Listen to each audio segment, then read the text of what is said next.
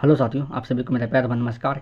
कैसे हैं आप सब? उम्मीद करते हैं अच्छे होंगे। आप लोग का पढ़ाई लिखाई खूब अच्छा चल रहा होगा। स्वागत है सबका सोच क्लासेस में। अगर आप भी बिहार इंटर परीक्षा 2025 में शामिल हो रहे हैं तो यह वीडियो आपके लिए महत्वपूर्ण है, क्योंकि आज हम लोग पढ़ने वाले क्लास 12 का ज्योग्राफी भूगोल का टॉप 30 वीवीआई ऑब्जेक्टिव प्रश्न। ठीक है, वेरी वेरी इंपॉर्टेंट क्वेश्चन है। यह प्रश्न जो है ना 2025 के लिए इंपॉर्टेंट है और यह प्रश्न बिहार बोर्ड में बार बार पूछा जाता है। तो आप लोग 30 का 30 याद करके जाइएगा। एग्जाम से पहले आप लोग जरूर देख के जाइए यह प्रश्न। ये पहला प्रश्न है कि मानव भूगोल का जनक किसे कहा जाता है?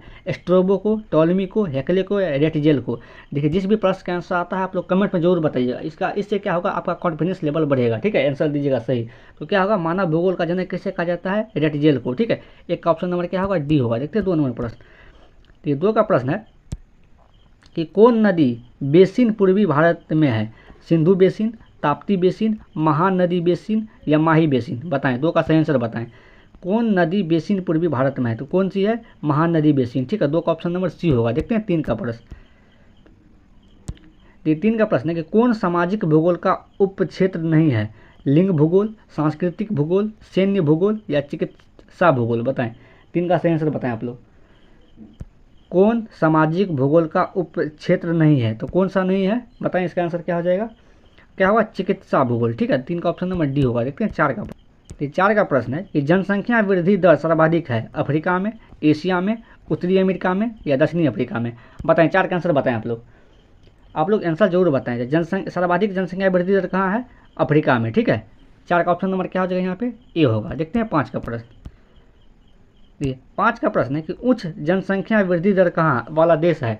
यमन, डेनमार्क, स्पेन या रूस? बताएं, 5 का आंसर बताएं कि उच्च जनसंख्या वृद्धि दर वाला देश है। बताएं, यमन, डेनमार्क, स्पेन या रूस? बताएं, 5 का आंसर बताएं आप लोग। कमेंट में फटाफट आंसर बताएं। क्या होगा? यमन होगा। ठीक है, 5 का ऑप्शन नंबर ए होगा। देखते हैं 6 नंबर प्रश्न। ठीक है, 6 का प्रश्न है कि निम्नलिखित में से कौन जनसंख्या संज्ञा संगठन का अंग नहीं है? जनसंख्या का घनत्व, वायु संरचना, लिंग संरचना या साक्षरता? बताएं। यहाँ पे देखिए थोड़ा लाल यहाँ पे छूट गया है। आप लोग बताएं, 6 का आंसर बताएं कि निम्नलिखित में से कौन जनसंख्या संगठन का अंग नहीं है? बताएं, 6 का आंसर बताएं क्या होगा? तो क्या होगा? जनसंख्या का घनत्व। ठीक है, 6 का ऑप्शन नंबर क्या होगा? ए होगा। देखते हैं 7 का प्रश्न। ये 7 का प्रश्न है कि डॉक्टर महबूब उल हक मूल निवासी थे भारत, पाकिस्तान, अफगानिस्तान या इराक? बताएं, 7 का आंसर बताएं आप लोग कि डॉक्टर महबूब उल हक मूल निवासी थे कहाँ का था? पाकिस्तान का। ठीक है, 7 का ऑप्शन नंबर बी होगा। देखते हैं 8 का प्रश्न। आप लोग कमेंट में आंसर जरूर बताएं और क्लास को लाइक और शेयर और सब्सक्राइब जरूर करके जाइएगा चैनल को। 8 का प्रश्न देखिए, इनमें कौन एक मध्यकालीन नगर है? आगरा, पटना, चंडीगढ़ या सूरत? बताएं, 8 का आंसर बताएं आप लोग क्या होगा? क्या कौन सा था? आगरा। ठीक है, 8 का ऑप्शन नंबर ए होगा। देखते हैं 9 नंबर प्रश्न। 9 का प्रश्न है कि इनमें से कौन मानव विकास का स्तंभ है? समता, सतत पोषणीय, उत्पादकता या उपयुक्त में से सभी? बताएं, 9 का आंसर बताएं आप लोग कि इनमें से कौन मानव विकास का स्तंभ है? समता भी है, सतत पोषणीयता भी है, उत्पादकता भी होगा। तो इसका आंसर क्या हो जाएगा? इनमें से सभी। ठीक है, डी हो जाएगा। उपयुक्त सभी मतलब डी नंबर। 10 का ऑप्शन नंबर डी होगा। देखते हैं 9 का ऑप्शन नंबर डी होगा। सॉरी, देखिए 10 का प्रश्न है कि सहकारी कृषि अधिक फसल रही है रूस में, डेनमार्क में, नीदरलैंड में या भारत में? बताएं, इसका सही आंसर क्या होगा? कि सहकारी कृषि अधिक सफल रही है। बताएं, 10 का आंसर बताएं आप लोग क्या होगा? तो कहाँ रही है? डेनमार्क में। ठीक है, 10 का ऑप्शन नंबर बी होगा। देखते हैं 11 का प्रश्न। 11 का प्रश्न है कि ब्राज़ील के कॉफ़ी बागान को क्या कहा जाता है? फेजेंडा, एजेंडा, मिल्पा या लदान? बताएं, 11 का आंसर बताएं आप लोग कि ब्राज़ील के कॉफ़ी बागान को क्या कहा जाता है? क्या कहा जाता है? फेजेंडा। ठीक है, 11 का ऑप्शन नंबर ए होगा। देखते हैं 12 का प्रश्न। देखिए 12 का प्रश्न है, यह वीवीआई क्वेश्चन है। ठीक है, ये बार बार क्वेश्चन पूछा जाता है बिहार बोर्ड में, तो आप लोग इसको याद कर लीजिए, कॉपी में लिख लीजिए, नोटबुक में। 12 का प्रश्न है कि गेहूं की खेती के आदर्श तापमान कितना होना चाहिए? 5 डिग्री से लेकर 10 डिग्री तक, 10 डिग्री सेल्सियस से लेकर 20 डिग्री सेल्सियस तक, 30 डिग्री सेल्सियस से लेकर 20 डिग्री से लेकर 30 डिग्री सेल्सियस तक या 30 डिग्री सेल्सियस से लेकर 40 डिग्री सेल्सियस तक? बताएं, 12 का आंसर क्या होगा? तो गेहूं की खेती के लिए आदर्श तापमान कितना होना चाहिए? न्यूनतम 10 से लेके और 20 डिग्री सेल्सियस होना चाहिए, इससे ज़्यादा नहीं होना चाहिए। न्यूनतम 10 और अधिकतम 20। इससे तो 10 से कम भी नहीं रहना चाहिए और 20 से अधिक भी नहीं रहना चाहिए। ठीक है, इसका कहने का मतलब हुआ। 12 का ऑप्शन नंबर क्या हो जाएगा यहाँ पे? बी होगा। देखते हैं 13 का प्रश्न। 13 का प्रश्न है कि धान या चावल की खेती संबंधित है रोपण कृषि से, ट्रक कृषि से, भूमध्य सागरीय कृषि से या गहन निर्वहन कृषि से? बताएं, 13 का आंसर बताएं आप लोग। कि चावल या धान की खेती संबंधित है? तेरा आंसर बताए किससे है? ट्रक कृषि से। ठीक है, ट्रक कृषि से। तो क्या हो जाएगा? तेरा का ऑप्शन नंबर बी होगा। देखते हैं 14 का प्रश्न। 14 का प्रश्न है कि रबर का सबसे बड़ा निर्यातक देश कौन है? रूस, अमेरिका, जापान या मलेशिया? बताएं, 14 का आंसर बताएं आप लोग। रबर का सबसे बड़ा निर्यातक देश कौन है? रूस, अमेरिका, जापान या मलेशिया? 14 का आंसर बताएं आप लोग। क्या होगा? मलेशिया। ठीक है, 14 का ऑप्शन नंबर डी होगा। देखते हैं 15 का प्रश्न। 15 का प्रश्न है, कृषि के अंतर्गत हम इनमें से किसे लेते हैं? फसलोत्पादन, पशुपालन, मत्स्य उत्पादन या इनमें से सभी?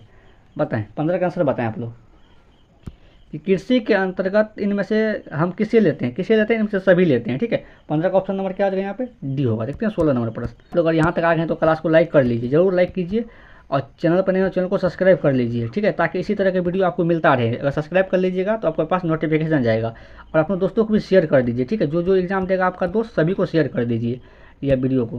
तो 16 नंबर प्रश्न है कि चाय का सबसे बड़ा उत्पादक देश है? श्रीलंका, चीन, भारत, म्यांमार? बताएं, 16 का आंसर बताएं आप लोग कि चाय का सबसे बड़ा उत्पादक देश कौन है? श्रीलंका, चीन, भारत, म्यांमार? बता, 16 का बताएं। क्या होगा? चीन होगा। ठीक है, 16 का ऑप्शन नंबर सी होगा। देखते हैं 17 का प्रश्न। 17 का प्रश्न है, किस फसल की खेती पहाड़ी ढालों पर ही की जाती है? जूट, चाय, गन्ना या कपास? 17 का आंसर बताएं आप लोग। तो किस फसल की खेती पहाड़ी ढालों पर ही की जाती है? जूट, चाय, गन्ना या कपास? आप लोग आंसर बताएं। तो किसकी की जाती है? चाय की। ठीक है, 17 का ऑप्शन नंबर बी होगा। देखते हैं 18 नंबर प्रश्न। तो 18 का प्रश्न है कि इंदिरा गांधी नहर में किस नदी से पानी प्रवाहित होती है? गंगा, यमुना, केन या ब्यास? बताएं, 18 का आंसर बताएं आप लोग कि इंदिरा गांधी नहर में किस नदी से पानी प्रवाहित होती है? तो किस नदी से होती है? ब्यास नदी से। 18 का ऑप्शन नंबर डी होगा। देखते हैं 19 का प्रश्न। तो 19 का प्रश्न है कि भारत की सबसे लंबी नदी है? गंगा, महानदी, नर्मदा या ब्रह्मपुत्र? बताएं, यह सबसे इजी आसान, आज का सबसे आसान सवाल यही है। बताएं 19 नंबर, भारत की सबसे लंबी नदी कौन है? गंगा, महानदी, नर्मदा या ब्रह्मपुत्र? 19 का आंसर बताएं आप लोग। तो कौन सी है? महानदी। ठीक है, इसका ऑप्शन नंबर क्या हो जाएगा यहाँ पे? बी होगा। 19 का ऑप्शन नंबर बी होगा। 20 का प्रश्न है, निम्नलिखित में से सर्वाधिक प्रदूषित नदी कौन सी है? सतलज, गोदावरी, ब्रह्मपुत्र या यमुना? बताएं, 20 का आंसर क्या होगा? निम्नलिखित में से सर्वाधिक प्रदूषित नदी कौन सी है? सतलज, गोदावरी, ब्रह्मपुत्र या यमुना? तो कौन सी नदी है? यमुना नदी। ठीक है, 20 का ऑप्शन नंबर डी होगा। देखते हैं 21 का प्रश्न। 21 का प्रश्न है कि रावत भाटा परमाणु ऊर्जा केंद्र किस शहर के निकट अवस्थित है? पटना, कोटा, मणिपाल या पिलानी? बताएं, 21 का आंसर बताएं आप लोग कि रावत भाटा परमाणु ऊर्जा केंद्र किस शहर के निकट अवस्थित है? किस शहर के निकट अवस्थित है? कोटा के निकट। ठीक है, 21 का ऑप्शन नंबर बी होगा। देखते हैं 22 का प्रश्न है कि यूरेनियम किस क्रम की चट्टानों में पाया जाता है? विंध्याचल, टर्शियरी, धारवाड़ या गोंडवाना? बताएं, 22 का सही आंसर बताएं आप लोग। तो 22 का सही आंसर क्या हो जाएगा यहाँ पे? धारवाड़। ठीक है, 22 का ऑप्शन नंबर सी होगा। देखते हैं 23 का प्रश्न। 23 का प्रश्न है कि दुर्ग लौह अयस्क उत्पादक क्षेत्र है? झारखंड में, उड़ीसा में, मध्य प्रदेश में या छत्तीसगढ़ में? बताएं, 23 का आंसर बताएं आप लोग कि दुर्ग लौह अयस्क उत्पादक क्षेत्र कहाँ है? कौन सी जगह है? छत्तीसगढ़ में। छत्तीसगढ़ राज्य है। छत्तीसगढ़ की राजधानी कहाँ है? यहाँ आप लोग कमेंट करके बताएं। तो इसका ऑप्शन नंबर डी होगा। छत्तीसगढ़ का राजधानी आप लोग बताएं। ये 24 का प्रश्न है, भारत में सर्वाधिक सोना किस राज्य में पाया जाता है? झारखंड, केरल, कर्नाटक? सही आंसर बताएं। 24 का सही आंसर बताएं आप लोग। तो किस राज्य में पाया जाता है? कर्नाटक में। ठीक है, KGF का नाम सुने होइएगा आप लोग। KGF जो फिल्म बना है यही बना है, कोलार गोल्ड रिफाइंड फैक्ट्री हुआ इसका मतलब। 24 का ऑप्शन नंबर सी। देखिए 25 का प्रश्न है कि कोरबा किस खनिज उत्पादन के लिए प्रसिद्ध है? लोहा, कोयला, अबरक या मैग्नीज? बताएं, 25 का आंसर बताएं आप लोग कि कोरबा किस खनिज उत्पादन के लिए प्रसिद्ध है? किसके लिए है? कोयला के लिए। 25 का ऑप्शन नंबर बी होगा। देखते हैं 26 का प्रश्न। ये 26 का प्रश्न है कि दक्षिण रेल मंडल का मुख्यालय है? चेन्नई में, हुबली में, कोलकाता में या हाजीपुर में? बताएं, 26 का आंसर बताएं आप लोग कि दक्षिण रेल मंडल का मुख्यालय कहाँ है? चेन्नई में, हुबली में, कोलकाता में या हाजीपुर में? तो कहाँ है? यहाँ हुबली में है। ठीक है, हुबली में। 26 का ऑप्शन नंबर यहाँ पे बी होगा। देखते हैं 27 का प्रश्न। 27 का प्रश्न है कि भारत में वायु परिवहन की शुरुआत हुई थी 2001 में, 1911 में, 1921 में या 1932 में?